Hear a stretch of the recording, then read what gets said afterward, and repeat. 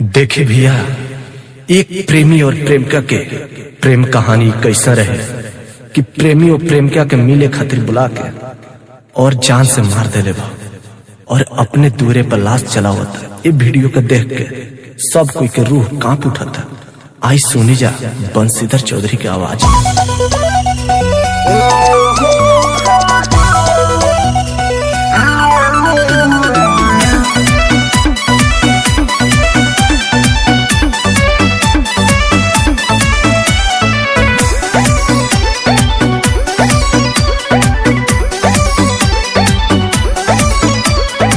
मिले खाती हमारा से कोई न रही जीत के, तोरा से न रहा हूँ ऐसन उम्मीद के।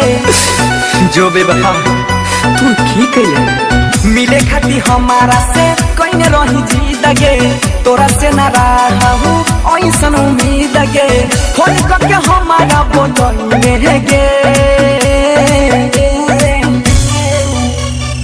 अपना बाबू से पीटा बहिले गे, आलुआरे पैरथी जलैले गे।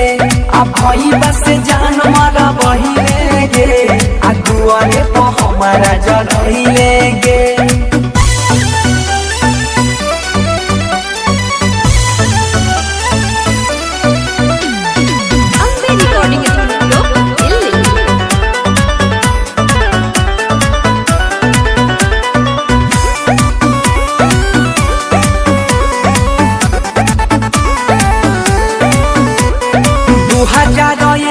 में बनल इतिहास गे, प्रेमिका के दुआरा पैरहबा के लाश गे।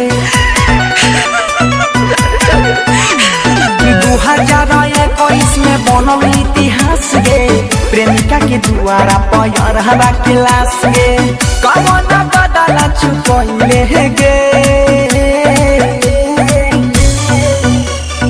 अपना बाबू से मरा बहिले गे, आदुआरे पैरथी जलैले गे। भईबा से जान मरा बहिले गे, आदुआरे प हमारा जलैले गे।